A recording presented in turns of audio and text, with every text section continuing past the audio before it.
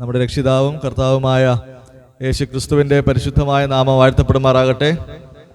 TBFൻ്റെ മറ്റൊരു മീറ്റിങ്ങിലേക്ക് നമുക്ക് ഇത്രയും പേർക്ക് കടന്നു വരുവാൻ ഇടയായല്ലോ. കടന്നു വന്ന എല്ലാ ബഹുമാനപ്പെട്ട കർത്തൃദാസിദാസന്മാർക്കും സഹോദരി സഹോദരങ്ങൾക്കും TBFൻ്റെ പേരിൽ സ്നേഹത്തോടെ സ്വാഗതം ചെയ്യുന്നു. വിശേഷാൽ ഇന്ന് വചനം ശുശ്രൂഷിക്കുന്ന കർത്താവിൻ്റെ ദാസൻ ഡോക്ടർ എബി ജോൺസൺ അച്ചായനെയും വിശേഷാൽ ഈ മീറ്റിങ്ങിലേക്ക് സ്വാഗതം ചെയ്യുന്നു. പാട്ടുപാടുന്ന സഹോദരിമാരെയും ഈ മീറ്റിങ്ങിലേക്ക് സ്വാഗതം ചെയ്യുകയാണ്.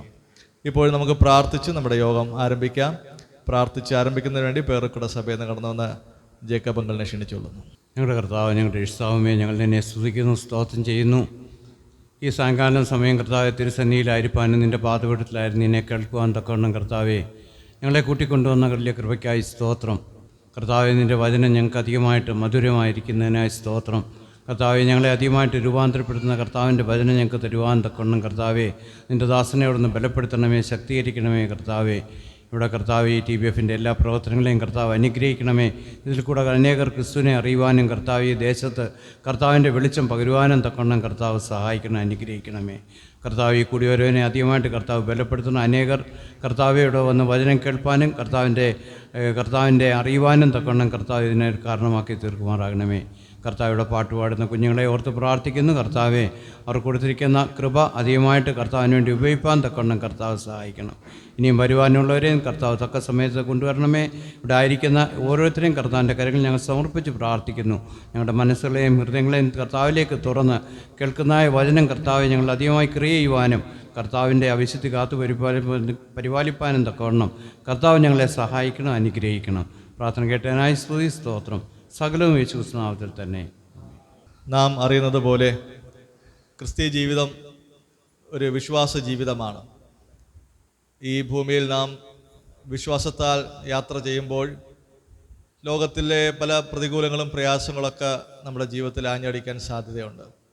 സമുദ്രത്തിലൂടെ ഒഴുകുന്ന ഒരു പടകിനോട് ക്രിസ്തീയ ജീവിതത്തെ താരതമ്യം ചെയ്താൽ കാറ്റും കോളൊക്കെ സാധാരണയായിട്ട് സംഭവിക്കുമ്പോൾ ഒരു വിശ്വാസിയെ സംബന്ധിച്ചിടത്തോളം കർത്താവിലുള്ള അവൻ്റെ ആശ്രയം, കർത്താവിലുള്ള അവൻ്റെ ശരണം ആ പ്രതികൂലങ്ങളെ അതിജീവിക്കുവാനും ലക്ഷ്യസ്ഥാനത്ത് സുരക്ഷിതമായിട്ടെത്തുവാൻ ഇടയായിത്തീർന്നത് ഒരു വലിയ വസ്തുതയാണല്ലോ.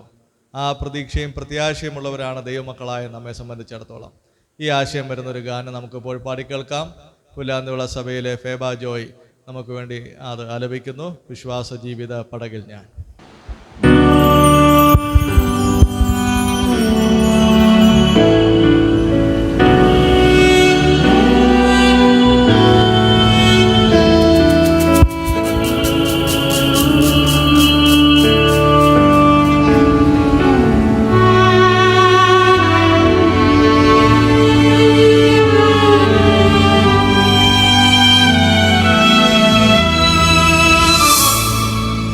Yeah.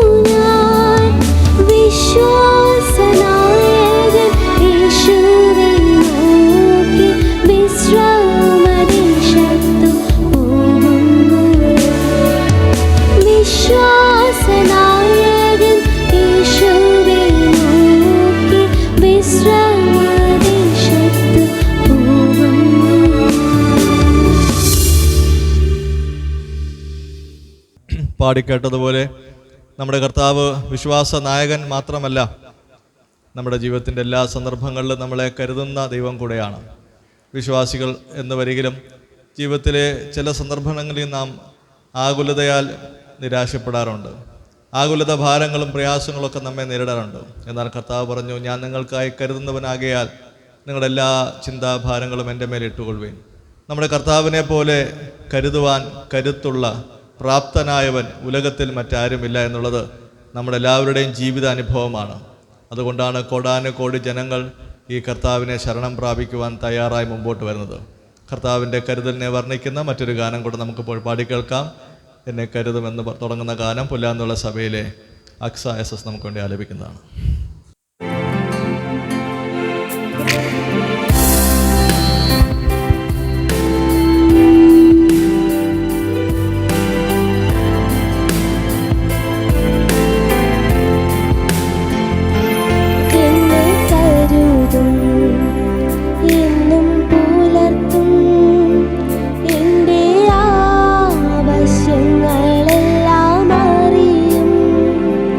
ദുഃഖനാ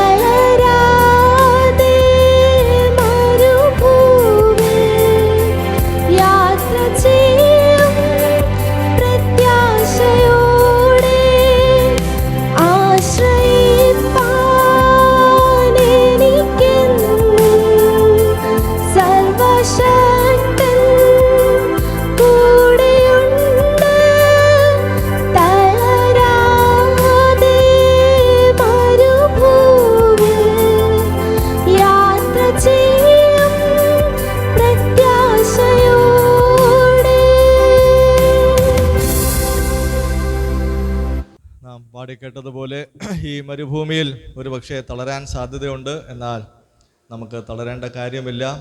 കാരണം നമ്മുടെ കർത്താവ് തൻ്റെ കരങ്ങളിൽ നമ്മളെ വഹിക്കുന്നവനാണല്ലോ. അവനിൽ നമുക്ക് ആശ്രയിച്ചുകൊണ്ട് ഈ യാത്ര തുടരാം. കർത്താവ് സഹായിക്കട്ടെ. ഒരു ഗാനം കൂടെ നമുക്ക് പാടിക്കേൾക്കാം. ഇന്ന് വചനം ശുശ്രൂഷിക്കുന്ന കർത്താവിൻ്റെ ദാസൻ ഡോക്ടർ എബി ജോൺസൺ അച്ഛൻ എഴുതിയൊരു പാട്ടാണ്. ഒരു പ്രത്യാശ ഗാനമാണ്. തിരുമല സഭയിലെ ഹന്ന നമുക്ക് വേണ്ടി ആ ഗാനം ഇപ്പോൾ ആലപിക്കുന്നതാണ്.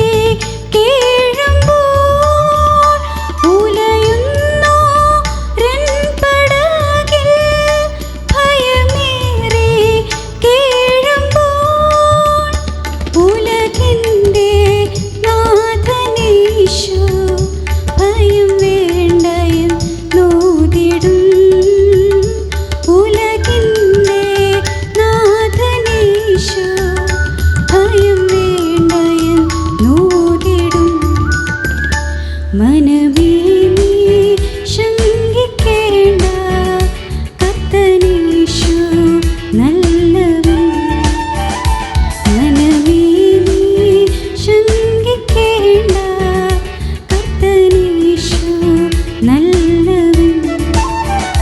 തന്റെ ജീവൻ കാൽവരിയിൽ തന്ന നാഥൻ നല്ലവൻ.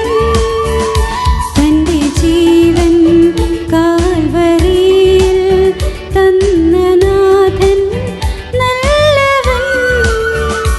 മനമേ നീ ശങ്കിക്കേണ്ട, കർത്തനേശു നല്ലവൻ. ദൈവത്തിന് സ്തോത്രം. നാം പാടിക്കേട്ടതുപോലെ നമ്മുടെ വിശ്വാസ ജീവിത പടകിൽ നമ്മോടൊപ്പം ഇരിക്കുന്ന, മരുഭൂയാത്രയിൽ നമ്മെ കരുതുന്ന ഇത്ര നല്ലവനായ കർത്താവിനെ നമുക്ക് പിൻപറ്റാൻ ഇടയായത് എത്ര ഭാഗ്യകരമായ കാര്യമാണ്. അതോർത്ത് നമുക്ക് ദൈവത്തെ മഹത്വപ്പെടുത്താം, കർത്താവിനെ സ്തുതിക്കാം. അനുഗ്രഹിക്കപ്പെട്ട ഗാനങ്ങൾ ആലപിച്ച പ്രിയപ്പെട്ട അവരോടുള്ള നന്ദിയെ അറിയിക്കുന്നു. ഇപ്പോൾ നമുക്ക് വചനം കേൾക്കുവാനുള്ള സാവകാശമാണ്. നേരത്തെ പ്രസ്താവിച്ചതുപോലെ കർത്താവിൻ്റെ ദാസൻ ഡോക്ടർ എബി ജോൺസൺ അച്ഛനാണെന്ന് നമ്മൾ വചനം സംസാരിക്കുന്നത്. തിരുമല സഭയിലെ അംഗമാണ് താൻ. തിരുമല സഭയിലെ എൽഡേഴ്സിൽ ഒരാളായ നിത്യതയിൽ നിന്ന് വിശ്രമിക്കുന്ന യോഹന്നാൻ എബ്രഹാം എന്ന് പറയുന്ന ദൈവദാസൻ്റെ മകനാണ്. USA ഇപ്പോൾ താമസിക്കുന്നത്.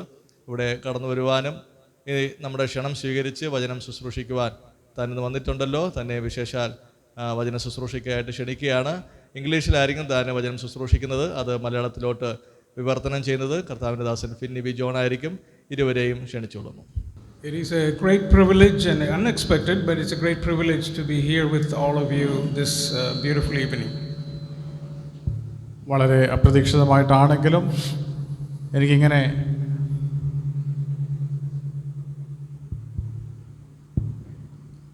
എനിക്കിങ്ങനെ ഈ വിധത്തിൽ ഇവിടെ നിൽക്കുവാൻ കഴിഞ്ഞത് അത് വലിയ ഒരു പദവിയായിട്ട് ഞാൻ കരുതുന്നു. And especially a special thanks to all the sisters who sang the songs. They were very touching and done really well. May the Lord continue to bless you with your ability to sing for Him and bring glory to His name. പ്രത്യേകാൽ ഇന്ന് ഗാനങ്ങൾ ആലപിച്ച പ്രിയപ്പെട്ടവരുള്ള നന്ദി ഈ സമയത്ത് അറിയിക്കുന്നു. അനുഗ്രഹീതമായ ഗാനങ്ങൾ ആലപിക്കുവാൻ തക്കവണ്ണം ദൈവം അവർക്ക് കൃപ നൽകി. So for tonight's discussion, I just want us to have a look at a passage of scripture that's very dear to me. ഇന്ന് ഈ വൈകുന്നേര സമയത്ത് എനിക്ക് ഏറ്റവും പ്രിയപ്പെട്ട ഒരു വേദഭാഗത്ത് നിന്ന് ചില കാര്യങ്ങൾ നിങ്ങളുമായി പങ്കുവയ്ക്കുവാനായിട്ട് ആഗ്രഹിക്കുകയാണ്. We'll be looking at John chapter 11. യോഹന്നാന്റെ സുവിശേഷം 11-ാം അധ്യായത്തിലേക്ക് നമുക്ക് നമ്മുടെ ശ്രദ്ധയെ തിരിക്കാം. So every problem, Chuck Swindoll is the seminary where I studied. He was a chancellor. Some of you have heard of Chuck Swindoll. He said like this: every problem is an opportunity to prove God's power. ചക്ക് സ്വിൻഡോൾ എന്ന് പറയുന്ന ആ ദൈവദാസൻ ഇപ്രകാരം പറഞ്ഞിട്ടുണ്ട്: എല്ലാ പ്രശ്നങ്ങളും ദൈവത്തിൻ്റെ ശക്തി തെളിയിക്കുവാനുള്ള അവസരങ്ങളാണ്. Every day we encounter countless golden opportunities. ഓരോ ദിവസവും നാം പരിഹരിക്കാനാകാത്ത പ്രശ്നങ്ങളായി വേഷം മാറിയെത്തുന്ന എണ്ണമറ്റ സുവർണ അവസരങ്ങളെ നാം അഭിമുഖീകരിക്കുന്നു. And these opportunities brilliantly disguised as insurmountable problems. ആ സുവർണ അവസരങ്ങൾ എന്ന് പറയുന്നത് അത് പരിഹരിക്കാനാകാത്ത പ്രശ്നങ്ങളായി വേഷം മാറിയെത്തുന്ന സുവർണ അവസരങ്ങളാണ്. What he is saying is that we focus on the problems and not see or look at it as opportunities. അത് അദ്ദേഹം പറയുന്നതിൻ്റെ സാരം ഇതാണ്: പലപ്പോഴും നാം പ്രശ്നങ്ങളെ പ്രശ്നങ്ങളായി കാണാതെ അതിനെ സുവർണ അവസരങ്ങളായിട്ട് കണക്കാക്കണം. No, we focus on the problems rather than seeing it as opportunities by God. പലപ്പോഴും നാം പ്രശ്നങ്ങളിലേക്കാണ് നമ്മുടെ ശ്രദ്ധയെ പതിപ്പിക്കുന്നത്. So I want to ask you, brothers and sisters, if anyone here today listening to me, if you can say, I don't have any problems in my life. ഇവിടെ ഇരിക്കുന്ന ആർക്കെങ്കിലും എനിക്ക് യാതൊരു പ്രശ്നമില്ല എന്ന് പറയുന്നവരാണെങ്കിൽ, I'd like to meet a person who doesn't have any problems in their life. അങ്ങനെ ഒരു വ്യക്തിയെ ഒന്ന് മീറ്റ് ചെയ്യാനായിട്ട് ഞാൻ ആഗ്രഹിക്കുകയാണ്. And the fact is that every one of us have problems in our life. നമുക്ക് ഇവിടെ ഇരിക്കുന്ന എല്ലാവർക്കും പ്രശ്നങ്ങളുണ്ട് എന്ന് നമുക്കറിയാം. To you, to me, when we look at, especially for young people, when we look at life ahead of us, it may look like it's a joyous journey with no problems. But the minute we begin our journey, you'll realize that it can have full of problems. പലപ്പോഴും നാം ചിന്തിക്കുന്നത് നമ്മുടെ ഭാവി ജീവിതം ഏറ്റവും ആനന്ദകരമായിരിക്കുന്ന ജീവിതമായിരിക്കുമെന്നാണ് നാം പലപ്പോഴും ചിന്തിക്കുന്നത്. എന്നാൽ ജീവിതം നാം ശരിയായ നിലയിൽ ജീവിച്ചു തുടങ്ങുമ്പോൾ പലവിധമായിട്ടുള്ള പ്രശ്നങ്ങളെ നാം അഭിമുഖീകരിക്കും. Our Lord didn't promise us a life or a bed of roses or a life that's smooth sailing at all. നമ്മുടെ കർത്താവായ യേശുക്രിസ്തു യാതൊരു പ്രശ്നങ്ങളുമില്ലാത്ത ഒരു ജീവിതത്തെ അല്ല നമുക്ക് വാഗ്ദാനം ചെയ്തിരിക്കുന്നത്. In fact, he said to expect to have problems in our life. വാസ്തവത്തിൽ നമ്മുടെ ജീവിതത്തിൽ പ്രശ്നങ്ങൾ ഉണ്ട് എന്ന് പ്രതീക്ഷിക്കണം എന്ന് കർത്താവായ യേശുക്രിസ്തു പറഞ്ഞു. So it isn't the lack of problems or having no problems that we need to focus on, but it is how to handle, how to manage our problems. അതുകൊണ്ട് പ്രശ്നങ്ങളിലേക്കല്ല നമ്മുടെ ശ്രദ്ധയെ നാം കേന്ദ്രീകരിക്കേണ്ടത്, മറിച്ച് അതിനെ എങ്ങനെ അതിജീവിക്കണം എന്നുള്ളതാണ് നാം ചിന്തിക്കേണ്ടത്. For all of us Christians, we don't have to do it alone. We have the Lord with us and he will help us manage our problems. ക്രിസ്ത്യാനികളായ നമ്മെ സംബന്ധിച്ച് നാം ഒറ്റയ്ക്ക് ഒരു പ്രശ്നവും നേരിടേണ്ടതായിട്ട് വരികയില്ല. കാരണം കർത്താവായ യേശുക്രിസ്തു നമ്മോടൊപ്പമുണ്ട്, അവൻ നമ്മെ സഹായിക്കും. So all I'm saying is problems are endemic or part and parcel of our life. It is part of doing life. When you do life, it is part of life. അപ്പോൾ പ്രശ്നങ്ങൾ നമ്മുടെ എല്ലാവരുടെയും ജീവിതത്തിലുണ്ട്. അത് നമ്മുടെ ജീവിതത്തിൽ സ്വാഭാവികമായി സംഭവിക്കുന്ന ഒരു കാര്യമാണ്. So when dark cloudy days, as we heard in the songs today, as dark cloudy days are covering our lives, we cannot enjoy the bright sunshine without having experienced the dark cloudy days. പലപ്പോഴും നാം ഇന്ന് പാട്ട് കേട്ടതുപോലെ നമ്മൾ കാർമേഘങ്ങൾ നിറഞ്ഞ അനുഭവങ്ങൾ നമ്മുടെ ജീവിതത്തിൽ ഉണ്ടാകുമ്പോൾ അതിൻ്റെ മധ്യേ ആ സൂര്യപ്രകാശം കാണുവാനായിട്ട് നമുക്ക് സാധിക്കില്ല. Imagine if you have never seen, if any of us have never seen a dark cloudy day, it was always bright and shiny in our life. ആ കാർമേഘങ്ങൾ ഇല്ലാത്ത അവസരങ്ങളിൽ എപ്പോഴും അത് സൂര്യപ്രകാശം കൊണ്ട് നിറഞ്ഞ ഒരു സാഹചര്യമായിരിക്കും. If that was the case, there will be no appreciation of the bright sunshine. അങ്ങനെ വരികയാണെങ്കിൽ സൂര്യപ്രകാശത്തെ ഓട് നമുക്ക് അതൊരു അനുഗ്രഹമാണ് എന്ന് നമുക്ക് തോന്നുകയില്ല. We appreciate the bright sunny days because of the dark cloudy days that comes in our life. സൂര്യപ്രകാശം നാം ആസ്വദിക്കുന്നത് കാർമേഘങ്ങൾ നിറഞ്ഞ ദിനങ്ങൾ ഉള്ളതുകൊണ്ടാണ്. So in this evening, I want to share with you from the Bible how an eternally present Savior is available in our darkest moments and how He engages in Himself in our problems and helps us manage our problems. അതുകൊണ്ട് ഇന്ന് സന്ധ്യാസമയത്ത് നമ്മുടെ ഇരുൾ നിറഞ്ഞ ആ ജീവിത പാതയിൽ കർത്താവായ യേശുക്രിസ്തു നമുക്ക് ഒരു നിത്യനായ തുണയായിട്ട് എങ്ങനെ ഇരിക്കുന്നു എന്നതാണ് ഇന്ന് പറയുവാനായിട്ട് ആഗ്രഹിക്കുന്നു. So let's open our Bibles to Gospel of John chapter 11. യോഹന്നാന്റെ സുവിശേഷം 11-ാം അധ്യായത്തിലേക്ക് നമുക്ക് നമ്മുടെ ശ്രദ്ധയെ തിരിക്കാം. I assume this is a very familiar story for all of us. It is for me. It's one of my favorite chapters in the Bible. ഇത് എല്ലാവർക്കും പരിചിതമായിരിക്കുന്ന ഒരു ഭാഗമാണ് എന്ന് ഞാൻ വിശ്വസിക്കുന്നു. എനിക്ക് ഏറ്റവും പ്രിയപ്പെട്ട ഒരു വേദഭാഗമാണ് ഇത്. So in the previous chapter, just to set a little context, in the previous chapter, Jesus was in Jerusalem and he claimed that he was the door and those who enter through him will have life and have it abundantly.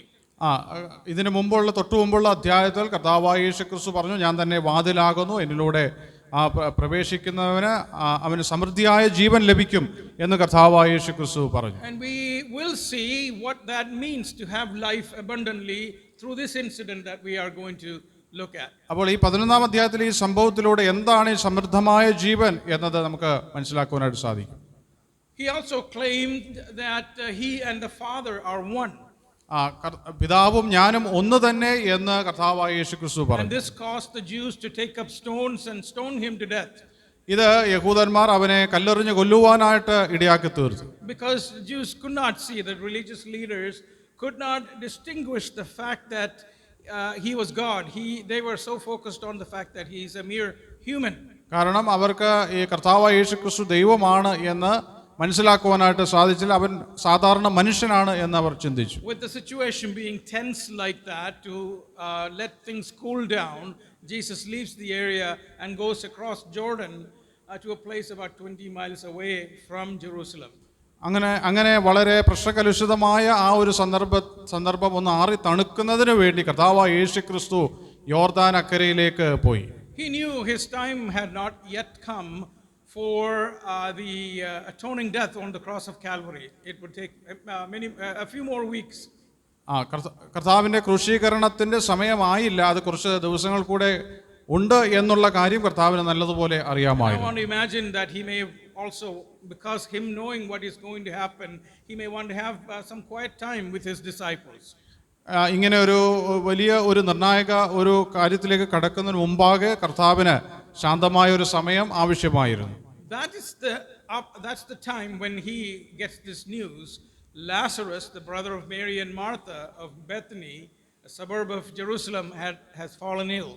ആ സന്ദർഭത്തിലാണ് മറിയയുടെയും മാർത്തയുടെയും സഹോദരനായ ലാസർ, ബഥാനിയയിലെ ലാസർ വളരെ ദീനം പിടിച്ച് കിടക്കുന്ന വിവരം കർത്താവ് അറിയുന്നത്. So verse 1 chapter 11 says, now a certain man was ill, Lazarus of Bethany, the village of Mary and her sister Martha.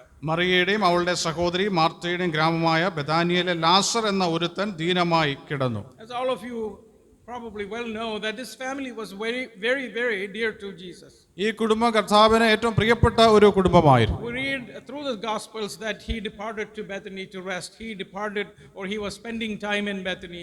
I'm assuming that this is probably the place where he went back to rest and to be recuperated. പല സന്ദർഭങ്ങളിലും കർത്താവ് ബഥാനിയയിലേക്ക് പോയിരുന്നത് ഈ ഭവനത്തിലേക്ക് ആയിരിക്കും, വിശ്രമത്തിനായിട്ട് ഈ ഭവനത്തിലേക്ക് ആയിരിക്കും എന്ന് ഞാൻ കരുതുന്നു. Lazarus and the two sisters took excellent care of him, as we understand. ലാസറും തന്റെ രണ്ട് സഹോദരിമാരും കർത്താവിനെ വളരെ നന്നായി ശുശ്രൂഷിച്ചു. We know that Mary sat at the feet of Jesus and learned from him, and we know Martha served him and begrudgingly, but she did serve him. അവിടെ നമ്മൾ വായിക്കുന്നത് Martha കർത്താവിനെ കാൽക്കലിരുന്ന് കർത്താവിൽ നിന്ന് പഠിച്ചു, അതേസമയം മറിയ കർത്താവിനെ ശുശ്രൂഷിച്ചു. So and then we just learn from chapter 11 that Jesus loved Lazarus. അതുകൊണ്ട് ഈ 11-ാം അധ്യായത്തിൽ കർത്താവ് അവരെ ഏറ്റവും അധികം സ്നേഹിച്ചു എന്ന് നാം വായിക്കുന്നു. So when the news came, ആ വാർത്ത വന്നപ്പോൾ verse 3, so the sisters sent to him saying, Lord, he whom you love is ill. 3-ാം വാക്യത്തിൽ നാം വായിക്കുന്നു, ആ സഹോദരിമാർ അവന്റെ അടുക്കൽ ആളയച്ചു, കർത്താവേ, നിനക്ക് പ്രിയനായവൻ ദീനമായി കിടക്കുന്നു എന്ന് പറയിച്ചു. Here's a family, a brother and two sisters. We don't know anything about their parents. We have to assume that the parents may have passed away. But this is a family that Jesus frequented, and Jesus took time to fellowship with them. This was a family that was moving along just fine. ഇവിടെ ഇവരുടെ മാതാപിതാക്കളെക്കുറിച്ച് ഒന്നും ഇവിടെ എഴുതിയിട്ടില്ല, അവർ ഒരുപക്ഷെ മരിച്ചു പോയിരിക്കാം. എങ്കിലും കർത്താവ് ഈ കുടുംബത്തോടൊപ്പം അനവധി സമയം ചെലവഴിച്ചു, അവരെ വളരെയധികം ഇഷ്ടപ്പെട്ടു എന്ന് നമുക്ക് മനസ്സിലാക്കാനായിട്ട് സാധിക്കും. From the outset, nothing wrong was going on with this family.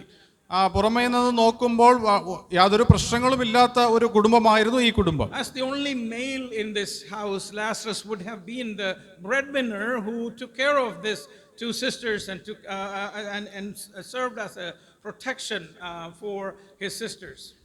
ഏക പുരുഷൻ എന്ന നിലയിൽ ഇവിടെ ഒരുപക്ഷെ ലാസർ ആയിരിക്കാം ഈ ഭവനത്തിന്റെ കാര്യങ്ങളൊക്കെ നോക്കി നടത്തിയിരുന്നത്. But now the person who is the key member of this family took ill. എന്നാൽ ഇപ്പോൾ ഇവിടെ ഏറ്റവും പ്രധാനപ്പെട്ട ആ അംഗമായിരിക്കുന്ന ലാസർ ഇവിടെ ദീനമായി കിടക്കുകയാണ്. So we see a family that was going on well without any major issues at all. From the outset they were looking good, and suddenly something happens, something significant happens that changes the way that the outlook of the family from there on. അപ്പോൾ പുറമേ നിന്ന് നോക്കുമ്പോൾ വലിയ പ്രശ്നങ്ങളൊന്നുമില്ലാത്ത ഈ കുടുംബത്തിലേക്ക് അപ്രതീക്ഷിതമായ ചില പ്രശ്നങ്ങൾ അവർ അഭിമുഖീകരിക്കുകയാണ്. Here's a family where Jesus was very much a part of the family. Problem hits that family as well. കർത്താവായ യേശുക്രിസ്തു വളരെയധികം സമയം ചെലവഴിച്ച ഒരു കുടുംബമായിരുന്നു. പക്ഷെ ആ കുടുംബത്തിലും പ്രതീക്ഷിക്കാത്ത നിലയിൽ പ്രശ്നങ്ങൾ കടന്നു വന്നു. So the sisters did what they could do the very best, which is to send the news to Jesus. ആ സഹോദരിമാർ ഏറ്റവും നല്ല കാര്യം തന്നെയാണ് ചെയ്തത്. ആ വിവരം കർത്താവിനെ അവർ ഉടനെ തന്നെ They അറിയിച്ചു. requested his presence to help them through this crisis that they were in at the moment. ഈ ഒരു പ്രതിസന്ധിയിൽ കർത്താവ് അവരുടെ കൂടെ വരണമെന്നും അത് പരിഹരിക്കണമെന്നും അവർ ആഗ്രഹിച്ചു. So how did Jesus respond? എങ്ങനെയാണ് കർത്താവ് പ്രതികരിച്ചത്? Verse 6 says, when he heard Lazarus was ill, he stayed 2 days longer in the place where he was. ആറാം വാക്യത്തിൽ എന്നിട്ടും അവൻ ദീനമായി കിടക്കുന്നു എന്ന് കേട്ടപ്പോൾ താൻ അന്ന് ഇരുന്ന സ്ഥലത്ത് 2 ദിവസം പാർത്തു. We do not see any urgency on the side of the Lord Jesus to go and take care of the problem. ആ കർത്താവിന്റെ ഭാഗത്ത് നിന്ന് ഒരു ധൃതിയും നമുക്ക് കാണുന്നില്ല എന്ന് നമുക്ക് മനസ്സിലാക്കാൻ സാധിക്കും. The sisters sent to the greatest physician they knew to come and take care of the problem, but he decides to stay on. ആ മഹാവൈദ്യന്റെ അടുക്കിലേക്ക് ആളയച്ചു, ആ സഹോദരിമാർ ആളയച്ചു. പക്ഷേ കർത്താവ് ആയിരുന്ന സ്ഥലത്ത് 2 ദിവസം കൂടെ പാർത്തു. And we often wonder why that is. നമ്മൾ പലപ്പോഴും ചിന്തിക്കും എന്തുകൊണ്ട് കർത്താവ് ഇങ്ങനെ ചെയ്തു. But Jesus gives the answer. He says this illness does not lead to death. It is for the glory of God, so that the Son of God may be glorified through it. ഇവിടെ കർത്താവ് അതിന്റെ ഉത്തരം നൽകുന്നത് കർത്താവായ യേശുക്രിസ്തുവിന്റെ നാമം മഹത്വപ്പെടണം, അതിനുവേണ്ടിയാണ് കർത്താവ് 2 ദിവസം അവിടെ There പാർത്തത്. are 3 sets of people that needed to know and understand the glory of God. 3 വിധത്തിലുള്ള ആളുകൾ ദൈവത്തിന്റെ മഹത്വം കാണണമെന്ന് ദൈവം And ആഗ്രഹിക്കുന്നു. again, he is preparing his disciples, he's preparing his followers, and he's also wanting the rank and file Jews to see that he is Son of God. ഇവിടെ കർത്താവ് തന്റെ ശിഷ്യന്മാരെയും തന്റെ സ്നേഹിതരെയും അതുപോലെ തന്നെ യഹൂദന്മാരെയും കർത്താവിന്റെ മഹത്വം കാണണമെന്ന് കർത്താവ് ആഗ്രഹിച്ച് അവരെ ഒരുക്കുകയാണ്. So the first group of people where the glory of God and of the Son of God should be revealed are his disciples. We read in verse 15, Jesus says, "For your sake I am glad I was not there, so that you may believe." അവിടെ 15-ാം വാക്യത്തിൽ ഞാൻ അവിടെ ഇല്ലാഞ്ഞത് കൊണ്ട് നിങ്ങളെ വിചാരിച്ച് സന്തോഷിക്കുന്നു, നിങ്ങൾ വിശ്വസിക്കുവാൻ ഇടയാകുമല്ലോ. അപ്പോൾ ആദ്യ വിഭാഗം എന്ന് പറയുന്നത് ശിഷ്യന്മാർ തന്നെയാണ്. The second group of people who needed to have this glory of the Son of God revealed are the sisters, the family itself. ദൈവത്തിന്റെ മഹത്വം കാണണമെന്ന് കർത്താവ് ആഗ്രഹിച്ച രണ്ടാമത്തെ വിഭാഗം ആളുകൾ എന്ന് പറയുന്നത് ഈ ലാസറിന്റെ കുടുംബമാണ്. And later on, when he discusses this with Martha, he says that, "Didn't I tell you that you will see the glory of the Son of Man?" അതിനുശേഷം മാർത്തയോട് കർത്താവ് സംസാരിക്കുമ്പോൾ കർത്താവ് ഇപ്രകാരം പറയുന്നു, വിശ്വസിച്ചാൽ നീ ദൈവത്തിന്റെ മഹത്വം കാണും എന്ന് കർത്താവ് പറയുന്നു. This is in verse 40. It says, Jesus said to her, "Did I not tell you that if you believed you would see the glory of God?" 40-ാം വാക്യം, യേശു അവളോട് വിശ്വസിച്ചാൽ നീ ദൈവത്തിന്റെ മഹത്വം കാണുമെന്ന് ഞാൻ നിന്നോട് പറഞ്ഞില്ലയോ എന്ന് And പറഞ്ഞു. the third group of people who Jesus wanted to understand and see the glory of God was the people around the rank and file Jews, many of the Jews. മൂന്നാമത്തെ വിഭാഗം ആളുകൾ എന്ന് പറയുന്നത് അവിടെ ഉണ്ടായിരുന്ന യഹൂദന്മാർ തന്നെയാണ്. If you look at verse 45, it says, "Many of the Jews, therefore, who had come with Mary and see what Jesus did, believed him."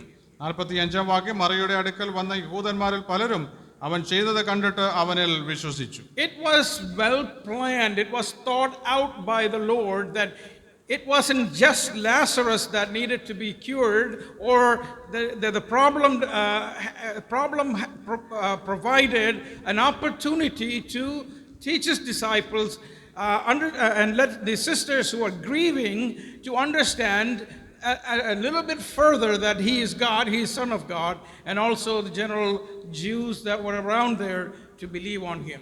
അപ്പോൾ ലാസറിന്റെ ഈ ദീനം എന്ന് പറയുന്നത് അത് കർത്താവിന്റെ കൃത്യമായ പദ്ധതിയിൽപ്പെട്ട ഒരു കാര്യം തന്നെയായിരുന്നു. കാരണം 3 വിഭാഗം ആളുകൾ, അതായത് ശിഷ്യന്മാർ, യഹൂദന്മാർ, അതുപോലെ തന്നെ ലാസറിന്റെ കുടുംബം, ഈ 3 വിധമുള്ള ആളുകളും കർത്താവിന്റെ മഹത്വം കാണണമെന്ന് കർത്താവ് ആഗ്രഹിച്ചു. Oftentimes, when we are in the middle of a very difficult problem, we also fail to see that problems are in our lives is according to the sovereign God's plan, and that at the end of the problem, that we will know a little bit more about Him and we will see His glory in a different way. പലപ്പോഴും ഈ പ്രശ്നങ്ങൾ നമ്മുടെ ജീവിതത്തിൽ വരുമ്പോൾ അത് സുവർണ അവസരങ്ങളാണ് എന്ന് നാം മനസ്സിലാക്കാറില്ല. പലപ്പോഴും പ്രശ്നങ്ങളുടെ അന്ത്യത്തിൽ നമുക്ക് കർത്താവിനെ കുറിച്ച് കൂടുതൽ അറിയുവാനായിട്ട് സാധിക്കും എന്നുള്ളതാണ് വാസ്തവം. So as Jesus lingered on for a couple more days there, the inevitable happens. Lazarus succumbed to his illness and he died. അങ്ങനെ കർത്താവ് അവിടേക്ക് വരുവാനായിട്ട് താമസിച്ചപ്പോൾ ആ സ്വാഭാവികമായി നടക്കേണ്ട കാര്യം തന്നെ സംഭവിച്ചു. ലാസർ അവിടെ മരിച്ചു. Verses 11 through 15. After saying this, he told them, our friend Lazarus had fallen asleep. When he said, our Lazarus has fallen asleep, his disciples didn't believe. So he said, verse 14, then Jesus told them plainly, Lazarus is dead. അവിടെ 11-ാം വാക്യത്തിൽ ഇത് പറഞ്ഞിട്ട് അവൻ നമ്മുടെ സ്നേഹിതനായ ലാസർ നിദ്ര കൊള്ളുന്നു എന്ന് കർത്താവ് പറഞ്ഞു. വീണ്ടും 14-ാം വാക്യത്തിൽ അപ്പോൾ യേശു സ്പഷ്ടമായി അവരോട് ലാസർ മരിച്ചുപോയി. Here we see a problem that would have been salvageable because he was only ill. Now it is compounded because he is dead. ഇവിടെ ഒരുപക്ഷെ കർത്താവ് അവിടെ ഉണ്ടായിരുന്നെങ്കിൽ ലാസർ മരിക്കുന്നതിന് മുമ്പ് ഈ ദീനം സൗഖ്യമാക്കാമായിരുന്നു. പക്ഷെ ഇപ്പോൾ ഈ പ്രശ്നങ്ങൾ വളരെയധികം വർദ്ധിച്ചിരിക്കുകയാണ്. And the one who was a breadwinner, who took care of the family, who took care of his disciples, he is no more. അങ്ങനെ ഈ കുടുംബത്തിലെ ഏറ്റവും പ്രധാനപ്പെട്ട വ്യക്തി ഇപ്പോൾ മരിച്ചു പോയിരിക്കുന്നു. So we have a family in a crisis mode at this point in time. വളരെ പ്രതിസന്ധികൾ നിറഞ്ഞ ഒരു കുടുംബത്തെയാണ് നമുക്ക് ഇവിടെ കാണാൻ സാധിക്കുന്നത്. Let's see സാധിക്കുന്നത്. how Jesus indulges himself into the thick of these problems. എങ്ങനെയാണ് ഈ പ്രശ്നങ്ങളിൽ കർത്താവ് ഇടപെടുന്നത് എന്ന് നമുക്കൊന്ന് ശ്രദ്ധിക്കാം. So number one point, when we go through such difficulties in our life, problems in our life, as this family was, number one thing to remember is he came. Verse 17, it says, now when Jesus came, he found that Lazarus had already been dead and in the tomb for 4 days. അവിടെ ശ്രദ്ധേയമായ ഒന്നാമത്തെ കാര്യം എന്ന് പറയുന്നത് യേശു അവിടെ എത്തിയപ്പോൾ എന്ന് 17-ാം വാക്യത്തിൽ കാണുന്നു. He doesn't shy away. He stayed and delayed, but he ultimately came to deal with the problems. കർത്താവ് ആ കാര്യത്തിനൊരു കാലതാമസം വരുത്തിയെങ്കിലും ആത്യന്തികമായിട്ട് കർത്താവ് അവരുടെ ആ ഭവനത്തിലേക്ക് എത്തി. There are two vantage points here as he comes to deal with this issue for this dear family. ഇവിടെ കർത്താവ് അവിടെ വരുമ്പോൾ നമ്മുടെ ശ്രദ്ധയിലേക്ക് വരുന്ന രണ്ട് കാര്യങ്ങളുണ്ട്. So the first vantage point is from Jesus.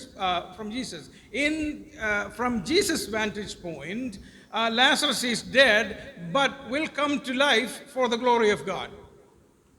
From Jesus' point of view, Lazarus is dead, but it's not the end. He will come back to life. ആ കർത്താവിന്റെ ആ നോട്ടത്തിൽ ലാസറസ് മരിച്ചു പോയിരിക്കുന്നു. പക്ഷേ ലാസറസ് ജീവൻ പ്രാപിക്കും, തിരിച്ചു പ്രാപിക്കും. The other vantage point or point of view is from the sisters and the disciple. From when they look at this from their point of view, Jesus arrived too late to the problem, and so Lazarus had died, and there is nothing to be done. എന്നാൽ ആ സഹോദരന്മാരുടെ കാഴ്ചപ്പാടിൽ കർത്താവ് ഇവിടെ എത്തുവാനായിട്ട് താമസിച്ചിരിക്കുന്നു, അതുകൊണ്ട് ലാസർ മരിച്ചു പോയിരിക്കുന്നു എന്നാണ് സഹോദരിമാർ ചിന്തിച്ചത്. According to their point of view, Mary, Martha and the disciples, their point of view, Jesus arrived too late. ആ സഹോദരിമാരുടെ കാഴ്ചപ്പാടിൽ കർത്താവ് വളരെ താമസിച്ചാണ് അവിടെ എത്തിയിരിക്കുന്നത്. Mary says and Martha says, if you had been here, Lord, my brother would not have died. അവിടെ Martha പറയുന്നു, എൻ്റെ കർത്താവ് ഇവിടെ ഉണ്ടായിരുന്നുവെങ്കിൽ എൻ്റെ സഹോദരൻ ഇപ്പോൾ ജീവിച്ചിരിക്കുമായിരുന്നു എന്ന് പറയുന്നു. According to their timetable, human timetable, Jesus arrived too late. അവരുടെ കാഴ്ചപ്പാടിൽ കർത്താവ് വളരെ താമസിച്ചാണ് അവിടെ എത്തിയത്. But the fact is that Jesus arrived. എന്നാൽ ഏറ്റവും ശ്രദ്ധേയമായ കാര്യം യേശുക്രിസ്തു അവിടെ എത്തി എന്നുള്ളതാണ്. He will always arrive at our problems. നമ്മുടെ പ്രശ്നങ്ങളുടെ അരികിലേക്ക് കർത്താവ് ഓടിയെത്തും There is എന്നുള്ളത് നാം not a ശ്രദ്ധിക്കണം. situation where Jesus does not arrive. ഒരിക്കലും കർത്താവ് എത്താത്ത ഒരു പ്രതിസന്ധി നമ്മുടെ ജീവിതത്തിൽ വരികയില്ല. According to us, he may be too late. According to our timetable, he didn't come in time. But from his vantage point, he is always on time. That is a sure fact. ഒരുപക്ഷെ നമ്മുടെ കാഴ്ചപ്പാടിൽ കർത്താവ് താമസിച്ചായിരിക്കും ആ പ്രശ്നങ്ങളോട് പ്രതികരിക്കുന്നത്. എന്നാൽ കർത്താവിൻ്റെ കാഴ്ചപ്പാടിൽ അവൻ കൃത്യസമയത്ത് തന്നെ നമ്മുടെ പ്രശ്നങ്ങളുടെ അരികിലേക്ക് എത്തും. From the text we know that Jesus will always come to our problems. കർത്താവ് എപ്പോഴും നമ്മുടെ പ്രശ്നങ്ങൾക്ക് അരികിലേക്ക് എത്തും. When he comes, you will see, when he comes, he is not passive. He gets really into the thick of the problems and takes care of business. ആ കർത്താവ് എത്തുമ്പോൾ അവൻ ആ പ്രശ്നങ്ങൾ പരിഹരിക്കുവാനായിട്ട് അവൻ എല്ലാ പരിശ്രമവും കഴിക്കും. So brothers and sisters, if you are going through tough times in your life, the question is not whether Jesus will come to deal with it. The real question is, do you have the confidence that he will come, and when he comes, that he will take care of things and he will be on time. അപ്പോൾ പ്രശ്നങ്ങളുടെ മധ്യത്തിലൂടെ നാം കടന്നു പോകുമ്പോൾ നാം ചിന്തിക്കേണ്ട കാര്യം ഇതാണ്: കർത്താവ് വരും എന്നുള്ള ആത്മവിശ്വാസം നമുക്കുണ്ടോ എന്നുള്ളതാണ്. He is always on time from an eternal perspective. From our temporal perspective, it might appear that he is late, but from an eternal perspective, he is always there. He is willing, he will be available for our problems anytime. കർത്താവിന്റെ കാഴ്ചപ്പാടിൽ അവൻ കൃത്യസമയത്ത് തന്നെ നമ്മുടെ പ്രശ്നങ്ങൾ പരിഹരിക്കുവാനായിട്ട് നമ്മുടെ അരികിലേക്ക് അവൻ എത്തും. So number one thing that we have to take away is that Jesus came. He came to address the issue at hand. ഒന്നാമത്തെ കാര്യമെന്ന് പറയുന്നത് കർത്താവ് യേശു അവിടെ എത്തി എന്നുള്ളതാണ്. Secondly, he cares. His caring is a divine attribute to him.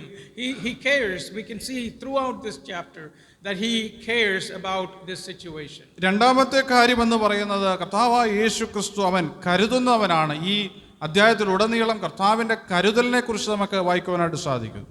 We see Jesus demonstrates his care and loving kindness in multiple ways in the text if you read it carefully. വിവിധ നിലകളിൽ കർത്താവ് തന്റെ കരുതൽ അവിടെ നമ്മോട് പ്രദർശിപ്പിക്കുകയാണ്. It was palpable or objective or measurable for the ones who needed it. അത് അളന്ന് തിട്ടപ്പെടുത്തുവാൻ തക്കവിധമുള്ള ഒരു കരുതൽ തന്നെയായിരുന്നു. We see that he came and stayed, didn't go to the house immediately. He stayed far from the house, and Martha and Mary heard about it, and Martha goes out to him, and then he has a discourse with Martha, trying to tell her that things will be all right. Your brother will come back to life. അവിടെ കർത്താവ് ആ ഭവനത്തിലേക്ക് എത്തുന്നതിന് മുമ്പ് Martha കർത്താവിനെ എതിരേറ്റ് ചെല്ലുകയും മാർത്തയും കർത്താവും തമ്മിൽ ഒരു സംഭാഷണം നടക്കുന്നതായിട്ട് നമുക്ക് കാണാൻ സാധിക്കുന്നു. And where he says that your brother will come back to life. ആ സംഭാഷണത്തിൽ കർത്താവ് വളരെ കൃത്യമായി ലാസർ ജീവൻ പ്രാപിക്കുമെന്ന് പറയുകയാണ്. And in fact you can see Martha discussing pretty heavy theology with him. അവിടെ വളരെ വലിയ ദൈവശാസ്ത്രത്തെ കുറിച്ച് അവരവിടെ ആ സംഭാഷണം നടത്തുകയാണ്. In the section starting with 17 we see that when Jesus arrived, he found that Lazarus had already been dead and in the tomb for 4 days. And then 21, Martha said to Jesus, Lord, if you had been there, my brother would not have died. But even now I know that God will give you whatever you ask of him. And Jesus says to her, your brother will rise again. Martha says to him, I know that he will rise again in the resurrection of the last day. And Jesus said to him, I just said to her, I am the resurrection and life. Those who believe in me, even though they die, they will live. And everyone who lives and believes in me will never die. Do you believe this? And she said to him, yes, Lord, I believe that you are the Messiah, Son of God, the one coming to the world. അവിടെ 21-ാം വാക്യം മുതൽ വായിക്കുമ്പോൾ, കർത്താവേ, നീ ഇവിടെ ഉണ്ടായിരുന്നുവെങ്കിൽ എൻ്റെ സഹോദരൻ മരിക്കുകയില്ലായിരുന്നു. ഇപ്പോഴും നീ ദൈവത്തോട് എന്തപേക്ഷിച്ചാലും ദൈവം നിനക്ക് തരുമെന്ന് ഞാൻ അറിയുന്നു എന്ന് പറഞ്ഞു. യേശു അവളോട്, നിന്റെ സഹോദരൻ ഉയർത്തെഴുന്നേൽക്കും എന്ന് പറഞ്ഞു. മാർത്ത അവനോട്, ഒടുക്കത്തെ നാളിലെ പുനരുത്ഥാനത്തിൽ അവൻ ഉയർത്തെഴുന്നേൽക്കും എന്ന് ഞാൻ അറിയുന്നു എന്ന് പറഞ്ഞു. യേശു അവളോട്, ഞാൻ തന്നെ പുനരുത്ഥാനവും ജീവനുമാകുന്നു.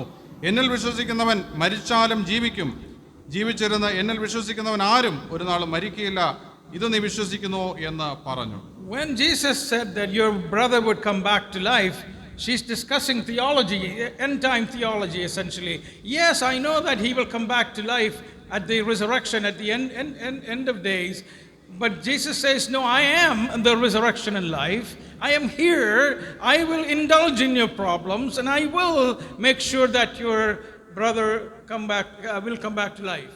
ഇവിടെ ലാസർ ഉയർത്തെഴുന്നേൽക്കുമെന്ന് കർത്താവ് പറയുമ്പോൾ അവിടെ മറിയ ഒടുക്കത്തെ നാളിൽ അവൻ ഉയർത്തെഴുന്നേൽക്കും എന്ന ആ ദൈവശാസ്ത്രപരമായ കാര്യം പറയുകയാണ്. എന്നാൽ കർത്താവ് പറയുന്നു, എന്നിൽ വിശ്വസിച്ചാൽ നീ ദൈവത്തിന്റെ മഹത്വം കാണും, ലാസർ ഉയർത്തെഴുന്നേൽക്കുമെന്ന് കർത്താവ് ഉറപ്പിച്ച് പറയുകയാണ്. Sisters had already lost all hope. It's a done deal. Lazarus is not coming back to life. ആ സഹോദരിമാർക്ക് എല്ലാ പ്രതീക്ഷകളും നഷ്ടപ്പെട്ടിരുന്നു. In the next section, we see the same type of caring that Jesus gives to Mary. അതിന്റെ അടുത്ത ഭാഗത്തിൽ കർത്താവ് മറിയയും ആശ്വസിപ്പിക്കുന്നതായിട്ട് നമുക്ക് കാണാൻ സാധിക്കുന്നു. So someone tells Mary that the Lord has come, and so Mary gets up. She was sitting at home crying. Mary gets up and goes to meet him. മറിയയോട് കർത്താവ് വന്നു എന്ന് പറയുമ്പോൾ മറിയ എഴുന്നേറ്റ് കർത്താവിനെ എതിരേൽപ്പാനായിട്ട് പോവുകയാണ്. Interesting to see that there were people who were wailing with her at the house. അവിടെ ആ ഭവനത്തിൽ അവരോട് കൂടെ മുറവിളിയിടുന്ന അനേകരെ അവിടെ നമുക്ക് കാണാൻ സാധിക്കുന്നു. In the Jewish tradition, when someone dies, you will hire a group of wailers. They're paid to come and cry with the family. യഹൂദ പാരമ്പര്യം അനുസരിച്ച്, സംസ്കാരം അനുസരിച്ച് മരണ ആ വീട്ടിലേക്ക് ഈ വിലപിക്കുന്ന ആളുകളെ വാടകയ്ക്കെടുക്കുന്ന ഒരു സമ്പ്രദായം ഉണ്ടായിരുന്നു. They were wailing laborers, I guess. വിലപിക്കുന്ന തൊഴിലാളികൾ എന്ന് നമുക്ക് വേണമെങ്കിൽ പറയാം. They came and they cried because they were paid to cry. അവർ ആ ഭവനത്തിൽ വന്ന് വിലപിച്ചത് അവർക്ക് അതിനുള്ള കൂലി കൊടുത്തതുകൊണ്ടാണ്. But there was someone who came there who didn't get paid to cry, but he wept. എന്നാൽ കൂലി ലഭിക്കാത്ത ഒരു വ്യക്തി ഉണ്ടായിരുന്നു, അദ്ദേഹം കണ്ണുനീർ വാർത്തു. Looking at Mary going through this intense grief, empathizing with her grief in a human sense, our Lord weeps with her. ആ മറിയയുടെ ആ കഠിനമായിരിക്കുന്ന ആ വേദന കണ്ട് കർത്താവ് മനസ്സലിഞ്ഞ് കർത്താവ് അവളോടൊപ്പം കരയുകയാണ്. Jesus cares. നമ്മുടെ കർത്താവ് കരുതുന്നവനാണ്. He understands the problems that we go through. നമ്മൾ കടന്നുപോയിക്കൊണ്ടിരിക്കുന്ന എല്ലാ പ്രശ്നങ്ങളും അവൻ മനസ്സിലാക്കുന്നു. He demonstrates his care by confirming that Lazarus will come back to life again. ലാസർ ഉയർത്തെഴുന്നേൽക്കുമെന്ന് സ്ഥിരീകരിച്ചുകൊണ്ട് കർത്താവ് അവരെ ആശ്വസിപ്പിക്കുക. Your brother will rise again, he says. നിന്റെ സഹോദരൻ ഉയർത്തെഴുന്നേൽക്കുമെന്ന് കർത്താവ് ഉറപ്പിച്ചു പറയുന്നു. He demonstrates his care by affirmation. അത് സ്ഥിരീകരിച്ചുകൊണ്ട് കർത്താവ് തന്റെ കരുതലിനെ പ്രദർശിപ്പിക്കുകയാണ്. In verses 25 and 26 he says, Jesus said to her, I am the resurrection and life. Whoever believes in me, though he die, yet shall live. And everyone who lives and believes in me will never die. Do you believe this? By affirming that this is going to happen. 25-26 വാക്യങ്ങൾ, ഞാൻ തന്നെ പുനരുത്ഥാനവും ജീവനും ആകുന്നു, എന്നിൽ വിശ്വസിക്കുന്നവൻ മരിച്ചാലും ജീവിക്കും എന്ന് പറഞ്ഞുകൊണ്ട് ഈ കാര്യം കർത്താവ് ഉറപ്പിക്കുകയാണ്. And then another way that he demonstrates his care is by empathizing with them. മറ്റൊരു രീതിയിൽ കർത്താവ് എങ്ങനെയാണ് കരുതലിനെ പ്രദർശിപ്പിക്കുന്നത് ചോദിച്ചാൽ അവൻ സഹാനുഭൂതിയുള്ളവനായിക്കൊണ്ട് ആ കരുതലിനെ പ്രദർശിപ്പിക്കുന്നു. As he interacted with Mary, as he was looking at her crying, as he wept with her, next question he asked is, where have you laid him? അവിടെ അവര് ഇങ്ങനെ കരഞ്ഞുകൊണ്ടിരിക്കുമ്പോൾ കർത്താവ് ചോദിക്കുന്ന ചോദ്യം ഇതാണ്, അവനെ എവിടെയാണ് വെച്ചിരിക്കുന്നത്? And they said, come and see, Lord. And he wept at that point in time. അങ്ങനെ കർത്താവ് അത് വന്ന് ആ കല്ലറയ്ക്കൽ വന്ന് നിൽക്കുമ്പോഴും കർത്താവ് അവിടെ കരയുകയാണ്. Some theologians will say that he wept because of the unbelief of the people around him. ചില വേദ പണ്ഡിതന്മാർ പറയുന്നത് അവിടെ ചുറ്റുമുള്ള ആളുകളുടെ അവിശ്വാസം മുഖാന്തരമാണ് കർത്താവ് കരഞ്ഞത്. You could make a case for that because Jesus was omniscient and he knew. But my take is that in his human condescension, in his as he left his practice of godship just to come and be the savior of mankind, as a man and God at the same time, here we see him empathizing because he could sense the pain of the family that the family was experiencing. എന്നാൽ കർത്താവ് പൂർണ്ണ മനുഷ്യൻ എന്ന നിലയിൽ ഈ കുടുംബം കടന്നുപോയിക്കൊണ്ടിരിക്കുന്ന പ്രശ്നം കൃത്യമായി മനസ്സിലാക്കിയതിനു ശേഷമാണ് കർത്താവ് കരയുന്നത്. So I take the view that Jesus cried because he empathizes with our situations. ആ കർത്താവിന് നമ്മോട് സഹാനുഭൂതിയുള്ളവനാണ്. കർത്താവ് നമ്മുടെ പ്രശ്നങ്ങളിൽ കരയുന്നവനാണ്. We read in Hebrews chapter 4 and verse 15 like this: For we do not have a high priest who is unable to sympathize with our weaknesses, but one who in every respect has been tempted or tested as we are, yet without sin. നമ്മൾ എബ്രായ ലേഖനത്തിൽ വായിക്കുന്നത് നമ്മോട് സഹാനുഭൂതി കാണിക്കുവാൻ കഴിയുന്ന ഒരു മഹാപുരോഹിതനാണ് നമുക്കുള്ളത്. പാപമൊഴികെ എല്ലാത്തിലും അവൻ നമുക്ക് തുല്യനായി പരീക്ഷിക്കപ്പെട്ടവനാണ്. He is a high priest. He is our representative, and he sympathizes with us, is what the verse says.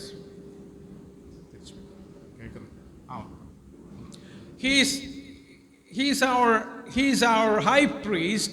He represents us before God, and he sympathizes with us, as the verse says. അവൻ നമ്മുടെ മഹാപുരോഹിതനാണ്. അവൻ നമ്മെ പ്രതിനിധീകരിക്കുന്നവനാണ്. അതുകൊണ്ട് അവന് നമ്മോട് സഹാനുഭൂതിയുണ്ട്. So he came to deal with the problem. He showed how much he cares in the situation. അപ്പോൾ ഒന്നാമതായിട്ട് കർത്താവ് ആ പ്രശ്നത്തിന് അരികെ എത്തി. രണ്ടാമതായിട്ട് ആ പ്രശ്നം പരിഹരിക്കുവാൻ വേണ്ടി അവൻ ആ കരുതലിനെ പ്രദർശിപ്പിക്കുകയാണ്. Next thing is that he commands and he attacks the problem and solves it. മൂന്നാമതായിട്ട് നാം കാണുന്നത് കർത്താവ് അവിടെ കൽപ്പിച്ചുകൊണ്ട് ആ പ്രശ്നത്തെ പരിഹരിക്കുകയാണ്. So Jesus goes to the tomb of Lazarus. കർത്താവ് ലാസറിന്റെ കല്ലറയ്ക്ക് അരികിലേക്ക് പോകുന്നു. And in verse 39 and 43 and 44 it says, "Take away the stone." Martha and the sister of the dead man said to him, that Lord, he has been dead for 4 days and the stench is there. അവിടെ മാർത്തയും മറിയയും പറയുകയാണ്, അവൻ മരിച്ച 4 നാൾ കഴിഞ്ഞു, നാറ്റം വെച്ചു എന്ന് പറയുന്നു. What did Jesus say? Take away the stone. Take away the stone. He commands. എന്നാൽ കർത്താവ് എന്താണ് പറയുന്നത്? ആ കല്ല് നീക്കിക്കളയുക. അവൻ കൽപ്പിക്കുകയാണ്. In verse 43 he says, when he had said these things, he cried out with a loud voice, Lazarus, come out. Another command. നമ്മൾ പിന്നെയും വായിക്കുന്നത് ലാസറെ പുറത്തു വരിക എന്ന ഉച്ചത്തിൽ നിലവിളിച്ചുകൊണ്ട് കർത്താവ് അവിടെ കൽപ്പന പുറപ്പെടുവിക്കുകയാണ്. Verse 44 he says, the man who died came out. His hands and feet were bound in linen strips and his face wrapped with a cloth. Jesus said to him, unbind him and let him go. That's another command. 44-ാം വാക്യത്തിൽ അവന്റെ കാലും കൈയും ശീല കൊണ്ട് കെട്ടിയും മുഖം റൂമാൽ കൊണ്ട് മൂടിയുമിരുന്നു. അവന്റെ കെട്ട് അഴിക്കുവാൻ അവൻ പോകട്ടെ എന്ന് യേശു അവരോട് പറഞ്ഞു. ഇവിടെയും വേറൊരു കൽപ്പന നമുക്ക് കാണാൻ സാധിക്കും. So the solution Jesus provided for this family was complete or comprehensive. അപ്പോൾ ഇത് പരിപൂർണമായിരിക്കുന്ന ഒരു പരിഹാരമാണ് കർത്താവ് ഇവിടെ ഈ പ്രശ്നത്തിന് ഉണ്ടാക്കുന്നത്. In Lazarus' situation, 3 things needed to happen for the problem to be completely solved. ലാസറിന്റെ ഈ കാര്യത്തിൽ 3 കാര്യങ്ങൾ ചെയ്തെങ്കിൽ മാത്രമേ ഈ പ്രശ്നം പരിഹരിക്കപ്പെടുകയുള്ളൂ. First, the stone has to be removed because he's within the tomb. ഒന്നാമതായിട്ട് ആ കല്ല് എടുത്തു മാറ്റണം. കാരണം ലാസർ ഇപ്പോൾ കല്ലറയ്ക്കുള്ളിലാണ്. So he commands the stone to be removed. അങ്ങനെ ആ കല്ല് എടുത്തു മാറ്റുന്നതിന് വേണ്ടി കൽപ്പന കൊടുക്കുകയാണ്. And then the second issue is Lazarus' life had to be restored or brought back, and Jesus commands and his life was restored. രണ്ടാമതായിട്ട് ലാസറിന്റെ ആ ജീവൻ തിരികെ ലഭിക്കേണ്ടതായിട്ടുണ്ട്. കർത്താവ് കൽപ്പിച്ചുകൊണ്ട് ലാസറിന് ജീവൻ തിരികെ നൽകുകയാണ്. Even if the first 2 were happened, well, we still have a problem. The man came out all wrapped up and he can't do anything without having the wrappings taken out. ഇനി മൂന്നാമതായിട്ട് അവന്റെ കാലും കൈയും ശീല കൊണ്ട് കെട്ടിയും മുഖം റൂമാല് കൊണ്ട് മൂടിയും ഇരുന്നു. അപ്പോൾ മൂന്നാമതായിട്ട് ഈ കെട്ട് അഴിച്ചെങ്കിൽ മാത്രമേ അവന് സ്വതന്ത്രനാകുവാൻ കഴിയൂ. Jesus commands that it be done and it was done. കർത്താവ് അത് കൽപ്പിക്കുന്നു, അത് സംഭവിക്കുന്നു. Most of the time we want our problems addressed, but we take over. We want to do it ourselves. പലപ്പോഴും പ്രശ്നങ്ങൾ പരിഹരിക്കാൻ നമ്മുടേതായിട്ടുള്ള മാർഗങ്ങളാണ് നാം പലപ്പോഴും തേടുന്നത്. Remember, Martha thinks that he is going to come back at the end of times. Mary said, my brother would not have died had you been here. And the disciples were saying what? He's dead and nothing is going to happen. And there's a bunch of people around that's looking to see what's going to happen, and a bunch of wailers who are still going on crying because they were paid to cry. അവിടെ വിവിധ വിഭാഗങ്ങളിൽപ്പെട്ട ആളുകളുണ്ടായിരുന്നു, ശിഷ്യന്മാരുണ്ടായിരുന്നു, സഹോദരിമാരുണ്ടായിരുന്നു, വിലപിക്കുവാനായിട്ട് വിലക്കെടുത്ത ആളുകളുണ്ടായിരുന്നു. അവരെല്ലാം എന്ത് സംഭവിക്കുമെന്ന് നോക്കിക്കൊണ്ടിരിക്കുകയായിരുന്നു. What we must do when we have tough problems is the best thing to happen is that we must allow Jesus to come and remove the barriers. We must allow Jesus to come and command and the barriers be removed. അപ്പോൾ നമ്മുടെ പ്രശ്നങ്ങളുടെ മധ്യേ നാം ചെയ്യേണ്ട കാര്യമെന്ന് പറയുന്നത് നമ്മുടെ പ്രശ്നങ്ങളെ പരിഹരിക്കുവാൻ കർത്താവിനെ അനുവദിക്കുക എന്നുള്ളതാണ്. We need to have the Lord's enabling commands to bring about comprehensive solutions in our problems. പരിപൂർണമായിരിക്കുന്ന പരിഹാരം കൊണ്ടുവരുവാനായിട്ട് കർത്താവിനെ നാം അനുവദിക്കണം. We need to sit quietly and let him take over and let him do the commanding. നാം മൗനമായി ഇരുന്ന് കർത്താവിനെ പ്രവർത്തിക്കുവാനുള്ള അനുവാദം കൊടുക്കണം. May I suggest that, let me rephrase this. Are there anyone who is going through problems here today? ആരെങ്കിലും പ്രശ്നങ്ങളിലൂടെ ഇപ്പോൾ കടന്നു പോയിക്കൊണ്ടിരിക്കുന്നുണ്ടോ? Are you wondering why the Lord is late? കർത്താവ് എന്തുകൊണ്ട് കാലതാമസം വരുത്തുന്നു എന്ന് ചിന്തിക്കുന്നവരാണോ? Are you feeling the slivering cold and darkness of your problems? വലിയ ഇരുളിൽ കൂടെ ആ തണുത്തുറഞ്ഞ ആ ഒരു അവസ്ഥയിലൂടെ കടന്നു പോകുന്നു എന്ന് നിങ്ങൾ ചിന്തിക്കുന്നവരാണോ? When Jesus commanded Lazarus to come alive, he woke up, but then he realizes it was a cold, dingy, musty tomb that's not a good place for him to stay. ലാസർ ആ കല്ലറയിൽ നിന്ന് പുറത്തു വന്നപ്പോൾ ആ കല്ലറ അത് ഏറ്റവും ഇരുൾ നിറഞ്ഞ തണുത്തുറഞ്ഞ ഒരു അത്രയും ഒരു വല്ലാത്തൊരു സ്ഥലമാണ് എന്ന് ലാസർ മനസ്സിലാക്കി. So are you feeling in your problems the slivering cold and the darkness of your problems? അങ്ങനെ നിങ്ങൾ നിങ്ങളുടെ പ്രശ്നങ്ങളിലൂടെ കടന്നു പോകുമ്പോൾ ഈ ഒരു അവസ്ഥയിലൂടെയാണോ കടന്നു പോകുന്നത്? May I suggest, if you feel that way, that the person complicating your problem might be you yourself. ഒരു പക്ഷേ നിങ്ങൾ അങ്ങനെ കടന്നു പോകുന്നവരാണെങ്കിൽ ആ പ്രശ്നത്തെ അധികം സങ്കീർണമാക്കുന്നത് നിങ്ങൾ തന്നെയാണ്. You need to get yourself out of the way and let the Lord be the one commanding. നിങ്ങൾ അതിൽ നിന്ന് മാറി നിന്നിട്ട് കർത്താവ് ആ പ്രശ്നം പരിഹരിക്കാനായിട്ട് നിങ്ങൾ കർത്താവിനെ അനുവദിക്കണം. Let him be the problem solver. കർത്താവ് ആ പ്രശ്നം പരിഹരിക്കട്ടെ. He doesn't need your help to solve your problem. നിങ്ങളുടെ സഹായം കർത്താവിന് ആവശ്യമില്ല. Because when you try to solve your problem, it's not going to be a complete solution. കാരണം നിങ്ങൾ പരിഹരിക്കുവാനായിട്ട് ഇറങ്ങിത്തിരിക്കുമ്പോൾ അത് പൂർണ്ണമായ പരിഹാരമാകുകയില്ല. But when he solves your problem, you can be sure that it is complete and comprehensive. എന്നാൽ കർത്താവ് പ്രശ്നം പരിഹരിക്കുമ്പോൾ പരിപൂർണമായ നിലയിൽ കർത്താവ് അത് So Jesus came to the problem. Jesus cared about the family that was in the problem. He inserted himself into the thick of the problem, and he commands and gets the problem taken care of. കർത്താവ് ആ പ്രശ്നത്തിനരികിലേക്ക് വന്നെത്തി. കർത്താവ് അവരോടുള്ള ആ കുടുംബത്തോടുള്ള കരുതലിനെ പ്രദർശിപ്പിച്ചു എന്ന് മാത്രമല്ല, വിവിധ കൽപ്പനകളിലൂടെ ആ പ്രശ്നം കർത്താവ് പരിഹരിച്ചു. So you think that's all? The problem is solved. Everyone goes home very happy. Is that what happened? അങ്ങനെ ആ പ്രശ്നമെല്ലാം പരിഹരിക്കപ്പെട്ട് സന്തോഷത്തോടെ എല്ലാവരും മടങ്ങിപ്പോയോ? അതാണോ സംഭവിച്ചത്? He doesn't stop with just solving our problems. He comes and celebrates with us. We see that in John chapter 12 verses 1 and 2. അപ്പോൾ കർത്താവ് പ്രശ്നങ്ങൾ പരിഹരിക്കുന്നവൻ മാത്രമല്ല, പരിഹരിച്ചതിന് ശേഷം നമ്മോടൊപ്പം വന്ന് നമ്മുടെ കൂടെ അത് ആഘോഷിക്കുന്നവനുമാണ്. Chapter 12 verse 1 and 2. 12-ാം അധ്യായം 1-2 വാക്യങ്ങൾ. യേശു മരിച്ചവരിൽ നിന്ന് ഉയർപ്പിച്ച ലാസർ പാർത്ത ബഥാനിയിലേക്ക് യേശു പെസഹയ്ക്ക് 6 ദിവസം മുമ്പേ വന്നു. അവിടെ അവർ അവനൊരു അത്താഴം ഒരുക്കി. മാർത്ത ശുശ്രൂഷ ചെയ്തു. ലാസറോ അവനോടുകൂടെ പന്തിയിൽ ഇരുന്നവരിൽ ഒരുവനായിരുന്നു. And you know, he came and there was a big feast for the great thing that happened to this family. Jesus was there with them. Martha did what she does best, served. And Mary, I want to say this is the occasion where Mary does the worship by there's some argument about it, but I think this is the occasion where she pours the oil and fragrant oil and wipes his feet.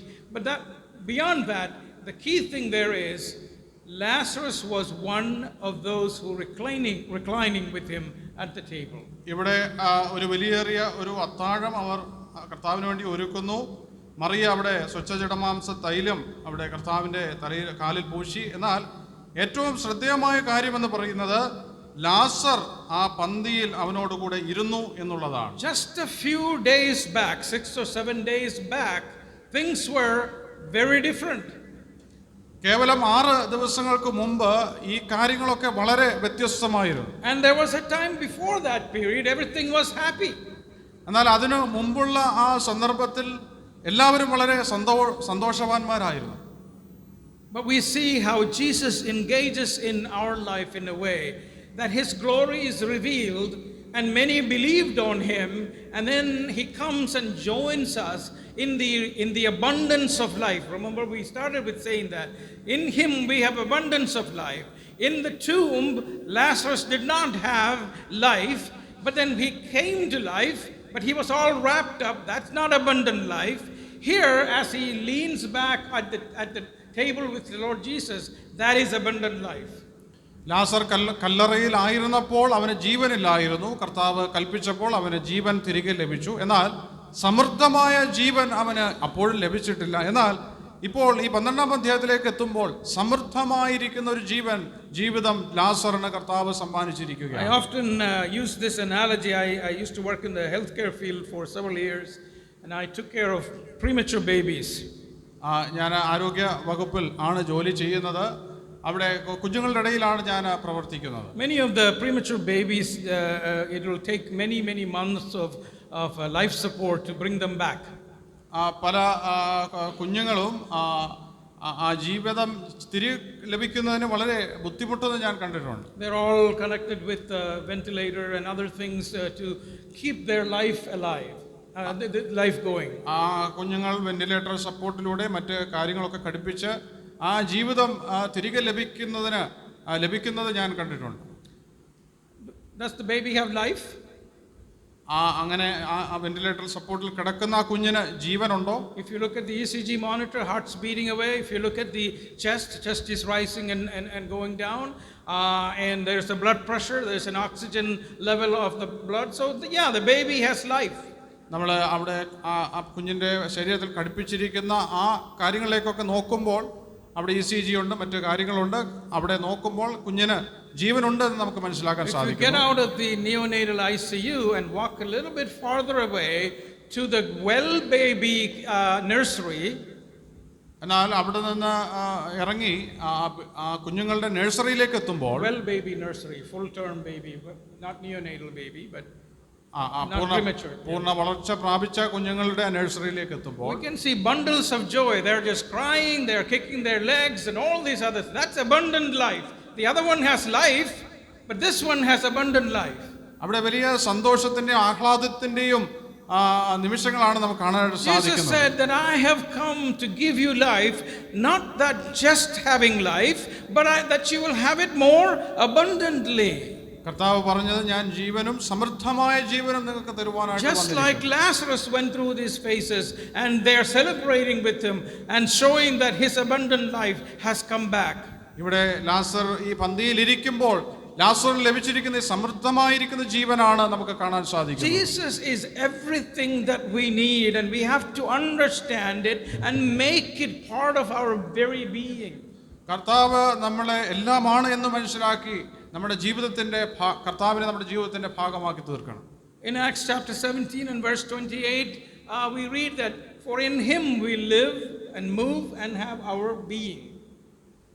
In Acts chapter 17 and verse 28, അപ്പോസ്തല പ്രവർത്തികൾ 17:28 നാം വായിക്കുന്നു, അവനിലല്ലോ നാം ജീവിക്കുകയും ചരിക്കുകയും ഇരിക്കുകയും ചെയ്യുന്നത്. In other words, our being, in him is where it all should be, and that's the proper grounding that we must have. അതുകൊണ്ട് കർത്താവിൽ നിന്നുകൊണ്ട് അവനെ നമ്മുടെ ജീവിതത്തിന്റെ ഭാഗമാക്കിക്കൊണ്ട് നാം മുന്നോട്ട് പോകണം. There is not a place on earth that we can escape away from God. കർത്താവിൽ നിന്ന് മാറി നിൽക്കുന്ന ഒരു സാഹചര്യം സന്ദർഭവും നമ്മുടെ ജീവിതത്തിലില്ല. In Psalm 139 and initial verses 1 to 3 says, Lord, you have searched me and known me. You know me when I sit down. You know me when I rise up. You discern my thoughts from afar. You search out my path and my lying down, and are acquainted with all my ways. സങ്കീർത്തനങ്ങൾ 139 1 മുതൽ 3 വരെയുള്ള വാക്യങ്ങളിൽ അവൻ ദൂരത്ത് നിന്ന് നമ്മുടെ നിരൂപണങ്ങൾ അറിയുന്നവനാണ്, ഞാൻ ഇരുന്നാലും എഴുന്നേറ്റാലും എല്ലാ കാര്യങ്ങളും കർത്താവ് അറിയുന്നവനാണ് എന്ന് നാം വായിക്കുന്നു. I wrote a song based on that verse. ആ വാക്യത്തിന്റെ അടിസ്ഥാനത്തിൽ ഞാനൊരു ഗാനം രചിച്ചു. Where shall, in verses 7 and 10 in Psalm 139, where shall I go from your spirit? Or where shall I flee from your presence? The answer is, I can't. സങ്കീർത്തനങ്ങൾ 139. 139 7 മുതൽ 7 വാക്യത്തിൽ നാം വായിക്കുന്നു, നിന്റെ ആത്മാവിനെ ഒളിച്ച് ഞാൻ എവിടേക്ക് പോകും, തിരുസന്നിധി വിട്ട് ഞാൻ എവിടേക്ക് ഓടും. It's a rhetorical question, meaning there's only one answer, right? The answer is, I can't. I can't get away from you. You're everywhere. അതിന്റെ ഉത്തരം എന്ന് പറയുന്നത്, എനിക്ക് എവിടേക്കും നിന്റെ സന്നിധി വിട്ട് എവിടേക്കും ഓടിപ്പോകാനായിട്ട് സാധ്യമല്ല, നീ എല്ലായിടത്തും ഉണ്ട്. So he is our eternally present God. There is no past, there is no future. He is eternally present with us. അതുകൊണ്ട് എല്ലാ കാലത്തും നമ്മോട് കൂടെയിരിക്കുന്ന കർത്താവാണ്, നിത്യനായി നമുക്ക് തുണയായി നിൽക്കുന്ന കർത്താവാണ്. He is a God who we can trust and follow. അവനെ ആശ്രയിക്കുവാനും അനുഗമിക്കുവാനും നമുക്ക് കഴിയും. Let the dark clouds gather in our lives. ആ കാർമേഘങ്ങൾ നമ്മുടെ ജീവിതത്തിൽ വന്നാലും, let the cold and dingy darkness of being bound and dead and in a tomb be the extent of our problems. ഇരുൾ നിറഞ്ഞ കല്ലറയുടെ അനുഭവം നമ്മുടെ ജീവിതത്തിൽ കടന്നു വന്നാലും, in Psalm 139 verse 11 and 12 says, surely the darkness shall cover me and the light about me be night. Even the darkness is not dark to you. The night is bright as day, for darkness is as light with you. 139 12 വാക്യങ്ങൾ നാം വായിക്കും. 11 and 12. 11-12 വാക്യങ്ങൾ 139 സങ്കീർത്തനം. ഇരുട്ട് എന്നെ മൂടിക്കളയട്ടെ, വെളിച്ചം എൻ്റെ ചുറ്റും രാത്രിയായി തീരട്ടെ എന്ന് ഞാൻ പറഞ്ഞാൽ, ഇരുട്ട് പോലും നിനക്ക് മറവായിരിക്കില്ല, രാത്രി പകൽ പോലെ പ്രകാശിക്കും, ഇരുട്ടും വെളിച്ചവും നിനക്ക് ഒരുപോലെ തന്നെ. This is our God. ഇതാണ് നമ്മുടെ ദൈവം. He is our Savior. അവനാണ് നമ്മുടെ രക്ഷകൻ, He is our Lord. നമ്മുടെ കർത്താവ്. He came from heaven and gave his life so that he can have you and me belonging to him. അവൻ സ്വർഗത്തിൽ നിന്ന് ഇറങ്ങി വന്ന തന്റെ ജീവനെ നമുക്ക് വേണ്ടി വെച്ചു തന്നത് എന്നെയും നിങ്ങളെയും അവന്റെ സ്വന്തമാക്കി തീർന്നു. Heaven's choicest price was paid for our life. വിലയേറിയ വില കൊടുത്ത് നമ്മുടെ ജീവിതങ്ങളെ അവൻ വീണ്ടെടുത്തിരിക്കുകയാണ്. To our Lord, even the darkest night shines bright as day. ഏറ്റവും ഇരുൾ നിറഞ്ഞ ജീവിതം കർത്താവിനെ സംബന്ധിച്ച് അത് പ്രകാശിക്കുന്ന No corner of our hearts, no struggle and no unspoken hurt escapes his loving gaze. എല്ലാ വിവിധ വശങ്ങളിലേക്ക് കർത്താവിന്റെ കണ്ണെത്തുന്നു, കർത്താവ് നമ്മെ സ്നേഹിക്കുന്നു. Even when we feel lost or broken, God sees us clearly and welcomes us into his embrace. നാം തകർന്ന് ഇരിക്കുന്ന നിമിഷങ്ങളിലും കർത്താവ് നമ്മുടെ അരികിലേക്ക് എത്തി അവൻ നമ്മെ അവന്റെ ചാരത്ത് അണയ്ക്കുന്നവനാണ്. So as we began our time, we read the quote from Dr. Swindoll. നമ്മൾ നമ്മുടെ ഈ മെസ്സേജിന്റെ തുടക്കത്തിൽ ചക്ക് സിൻഡോളിന്റെ ഒരു ഉദ്ധരണി ഉദ്ധരിച്ചുകൊണ്ടാണ് തുടങ്ങിയത്. Every problem is an opportunity to prove God's power. എല്ലാ പ്രശ്നങ്ങളും ദൈവത്തിന്റെ ശക്തി തെളിയിക്കുവാനുള്ള അവസരങ്ങളാണ്. Every day we encounter countless golden opportunities brilliantly disguised as insurmountable problems. ഓരോ ദിവസവും നാം പരിഹരിക്കാനാകാത്ത പ്രശ്നങ്ങളായി വേഷം മാറി എത്തുന്ന എണ്ണമറ്റ സുവർണ അവസരങ്ങളെ അഭിമുഖീകരിക്കുന്നു. So we need to look at our problems as opportunities for God to intervene and show his glory. നമ്മുടെ ജീവിതത്തിലെ പ്രശ്നങ്ങളെല്ലാം കർത്താവിൻ്റെ നാമമഹത്വത്തിനായിട്ടാണ് എന്ന് നാം മനസ്സിലാക്കണം. Jesus comes, he cares, he commands, and he celebrates. കർത്താവ് വന്നു, കർത്താവ് കരുതി, കർത്താവ് കൽപ്പിച്ചു, കർത്താവ് നമ്മോടൊപ്പം ആ കാര്യം ആഘോഷിക്കുന്നു. We have no problems that he cannot solve. കർത്താവിനെ പരിഹരിക്കാനാകാത്ത ഒരു പ്രശ്നങ്ങളും നമ്മുടെ ജീവിതത്തിലില്ല. All we need to do is take it to the Lord in prayer. എല്ലാ കാര്യങ്ങളും പ്രാർത്ഥനയോടെ കർത്താവിലേക്ക് നാം സമർപ്പിക്കുക. What a friend we have in Jesus. എത്ര നല്ല ഒരു സുഹൃത്താണ് കർത്താവായ All Yeshu. our sins and griefs to bear. നമ്മുടെ പാപവും നമ്മുടെ പ്രശ്നങ്ങളും കർത്താവ് ചുമക്കുന്നു. What a privilege to carry everything to God in prayer. അത് ഏറ്റവും വലിയൊരു പദവിയാണ്, എല്ലാ കാര്യങ്ങളും കർത്താവിൽ സമർപ്പിക്കുക എന്നുള്ളത്. None of us have ever moved a mountain left to ourselves. നമ്മൾ ഒറ്റയ്ക്ക് ഒരു പർവ്വതവും നീക്കേണ്ടതായിട്ട് വരികയില്ല. And I don't think none of us will. ഒരിക്കലും അത് ചെയ്യുകയില്ല. നമ്മൾ All the faith that we could muster would not even move a small anthill. All the faith that we have will not even move നമ്മൾ സർവശക്തി എടുത്ത് നമ്മുടെ എല്ലാ വിശ്വാസവും എടുത്ത് നമ്മൾ പരിശ്രമിച്ചാലും ഒരു ചെറിയ കുന്നുപോലും നമുക്ക് നീക്കുവാനായിട്ട് സാധിക്കില്ല. Yet we can affirm that our Lord will be there for us. എന്നാൽ ദൈവം നമ്മോട് കൂടെ ഉണ്ടായിരിക്കുമെന്ന് നമുക്ക് ഉറപ്പിക്കാം. We should be grateful for the joy of knowing him.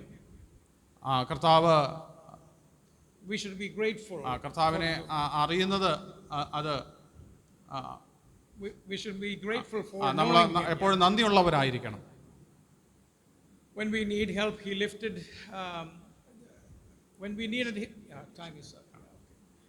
So let me close with this prayer, dear ones. No, I've never moved a mountain. This is a quote from a poem, and we'll close with that. No, I've never moved a mountain, for my faith was far too small. Yet I thank you, Lord of heaven, you have always heard my call. And as long as there are mountains in my life, I have no fear, for the mountain moving Jesus is my strength and always near. പർവ്വതങ്ങളെ നീക്കുന്ന കർത്താവായ യേശുക്രിസ്തു എന്നോടൊപ്പം ഉള്ളതുകൊണ്ട് ഞാൻ ഒരു കാര്യവും ഭയപ്പെടുകയില്ല എന്നതാണ് ഇന്ന് ഇപ്പോൾ ഈ പറഞ്ഞതിന്റെ സാരം. And if there were anyone here or watching via YouTube who doesn't have the knowledge of such a loving Savior, may I ask you to consider having him come to your life. അങ്ങനെ ഒരു പ്രശ്നങ്ങളിലൂടെ കടന്നുപോയ കർത്താവിനെ അറിയാത്ത ആരെങ്കിലും ഉണ്ടെങ്കിൽ കർത്താവിനെ നിങ്ങളുടെ ജീവിതത്തിലേക്ക് സ്വീകരിക്കുവാനായിട്ട് ഞാൻ ആഹ്വാനം ചെയ്യുകയാണ്. And those who are believers, let me ask you to get a fresh look at this Jesus who is there for all our needs and who is there to get us through our issues and problems. വിശ്വാസികളായ നിങ്ങളെ സംബന്ധിച്ച് കർത്താവിനെ കുറിച്ച് കൂടുതൽ വേറൊരു നിലയിൽ ചിന്തിക്കുവാനും നിങ്ങളുടെ ജീവിതത്തിലേക്ക് കടന്നു വരുവാനുമായിട്ട് നിങ്ങൾ പ്രാർത്ഥിക്കണം. May God bless us with his words. ദൈവം നിങ്ങളെല്ലാവരെയും സഹായിക്കട്ടെ.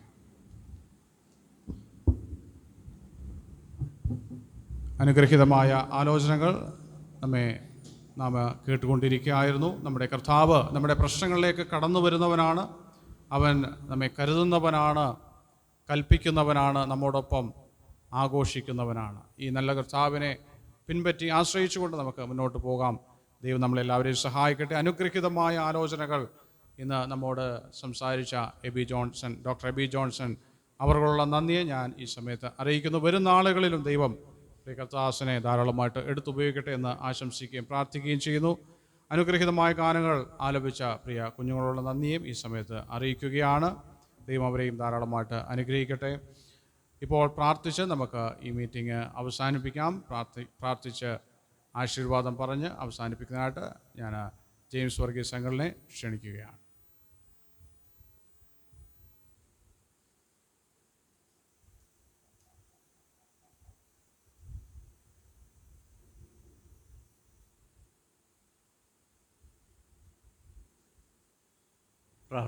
പ്രാർത്ഥിക്കാം. ഞങ്ങളുടെ ദൈവമേ, ഈ നല്ല സമയത്തിനായിട്ട് സ്തോത്രം. ഈ സായനത്തിൽ ഒരുമിച്ച് കൂടിയിരുന്ന് അങ്ങയുടെ കരുതലിനെക്കുറിച്ചും ഞങ്ങളുടെ വിശ്വാസ ജീവിതത്തെക്കുറിച്ചൊക്കെ പാടുവാൻ നീ ഞങ്ങളെ സഹായിച്ചു. അതിനുശേഷം നിൻ്റെ വചനത്തിൽ നിന്ന് കർത്താവെ കേൾക്കുവാൻ ഇടയാക്കി. കർത്താവെ ഞങ്ങളുടെ പ്രശ്നങ്ങളുടെ മധ്യേ കടന്നു വരുന്നവനാണ്, കരുതുന്നവനാണ്, കൽപ്പിക്കുന്നവനാണ്, ഞങ്ങളോടൊപ്പം സന്തോഷിക്കുന്നവനാണ്. കർത്താവെ, നിനക്ക് കഴിയാത്തതൊന്നുമില്ല. ഞങ്ങളത് കേട്ടുകൊണ്ടിരിക്കുകയായിരുന്നു. എത്രയോ അത്ഭുതാവഹനായിട്ടുള്ള, ഏത് പ്രശ്നവും ഒരു പ്രശ്നവുമല്ലാത്തവനായിട്ടുള്ള കർത്താവെ, മരിച്ച് അഴുകിക്കിടന്നവന് കർത്താവെ ഏതാനും ദിവസങ്ങൾ കഴിഞ്ഞ് കർത്താവിനോടൊപ്പം സദ്യയ്ക്ക് ഇരിക്കത്തക്ക വിധത്തിൽ കർത്താവെ അത്ഭുതങ്ങൾ ചെയ്യുന്നവനായ ഒരു നല്ല കർത്താവ് ഞങ്ങളോടൊപ്പം ഉള്ളതുകൊണ്ട് കർത്താവെ, വിശ്വസിച്ച് ഞങ്ങളെ തന്നെ അവങ്കിൽ ഏൽപ്പിക്കുവാൻ, അവൻ്റെ കൈക്ക് പിടിച്ച് ഈ ലോകജീവിതത്തിലെ എല്ലാ പ്രശ്നങ്ങളെയും തരണം ചെയ്യുവാൻ ഈ രാത്രിയിലും നീ ഞങ്ങളെ ആഹ്വാനം ചെയ്തതിനായിട്ട് സ്തോത്രം. വചനം കേൾക്കുക മാത്രമല്ല കർത്താവെ, അതിൻ്റെ മുഖവിലേക്കെടുത്ത് ഞങ്ങളുടെ ജീവിതത്തിൽ നടപ്പിലാക്കി വിജയം പ്രാപിപ്പാൻ ഞങ്ങളെ ഓരോരുത്തരെയും സഹായിക്കണമേ. ഞങ്ങൾ എത്രയോ വചനം കേൾക്കുന്ന കർത്താവെ, പലപ്പോഴും ഞങ്ങൾ അതിനനുസരിച്ച് കർത്താവെ ഞങ്ങളുടെ ജീവിതത്തിൽ ആത്മീയമായിട്ടുള്ള പുരോഗതി ഉണ്ടാകുന്നില്ലല്ലോ. ഞങ്ങളോട് ക്ഷമിക്കണമേ. ഇന്ന് കേട്ട വചനങ്ങൾ ഞങ്ങളെ രൂപാന്തരപ്പെടുത്തുവാൻ, ഞങ്ങളുടെ പ്രശ്നങ്ങൾ എന്തൊക്കെ തന്നെയാണെങ്കിലും കർത്താവെ അങ്ങയിൽ അടിയുറച്ച് വിശ്വസിപ്പാൻ ഇത്ര നല്ലവനായ ഒരു കർത്താവ് ഞങ്ങളുടെ മിത്രമായിട്ടുള്ളത് കൊണ്ട് അങ്ങയിൽ തന്നെ ആശ്രയിച്ച് മുന്നോട്ട് പോകുവാൻ, ക്രിസ്തുജീവിതം നയിപ്പാൻ ഞങ്ങളെ എല്ലാവരെയും പ്രാപ്തരാക്കണമേ എന്ന് പ്രാർത്ഥിക്കുന്നു. നിന്റെ ദാസനും കൊടുത്ത വചനത്തിനായിട്ട് സ്തോത്രം. നിന്റെ ദാസനെയും സഹായിക്കണം, അനുഗ്രഹിക്കണം. ചെയ്യുന്ന ശുശ്രൂഷകളിലെല്ലാം അങ്ങ് സഹായിക്കണമേ കർത്താവെ. അനേക യുവാക്കന്മാർക്ക് കർത്താവെ നിന്റെ സ്നേഹം പകർന്നു കൊടുക്കുവാൻ കഴിഞ്ഞ കാലങ്ങളിലും ഇപ്പോഴും നീ ഉപയോഗിച്ചുകൊണ്ടിരിക്കുന്നതിനായിട്ട് സ്തോത്രം. തുടർന്നും സഹായിച്ചാട്ട് നടത്തിക്കാട്ടെ. നല്ല നല്ല ഗാനങ്ങൾ എഴുതുവാനും നിന്റെ ദാസന് കൊടുത്ത കൃപകൾക്കായിട്ട് സ്തോത്രം. തുടർന്നും സഹായിക്കണമേ കർത്താവെ. കർത്താവെ, ഇതിൻ്റെ പിന്നിൽ പ്രവർത്തിക്കുന്ന പ്രിയപ്പെട്ടവരെയൊക്കെ തിരുക്കരങ്ങളിൽ പ്രേൽപ്പിക്കുന്നു. അങ്ങ് അവരെയും ബലപ്പെടുത്തണം. അനേകരെ സത്യത്തിലേക്ക് നയിക്കുവാൻ കർത്താവെ, നിൻ്റെ വചനം അനേകരുടെ ഹൃദയങ്ങളിൽ എത്തിച്ചു കൊടുക്കുവാൻ, അനേകരെ ആശ്വാസത്തിൻ്റെ സന്ദേശം കൊണ്ട് സന്ദർശിക്കുവാൻ പ്രിയപ്പെട്ടവരെ വരുന്നാളുകളിലും സഹായിക്കണമേ. ഈ നല്ല സമയത്തിനായിട്ട് സ്തോത്രം. യേശുക്രിസ്തുവിൻ്റെ മഹോന്നത നാമത്തിൽ തന്നെ. നമ്മുടെ കർത്താവായ യേശുക്രിസ്തുവിൻ്റെ കൃപയും പിതാവിൻ്റെ സ്നേഹവും പരിശുദ്ധാത്മാവിൻ്റെ സംസർഗവും കൂട്ടായ്മയും നാം എല്ലാവരോടും കൂടെ ഇന്നും എന്നേക്കും ഉണ്ടായിരിക്കുമാറാകട്ടെ.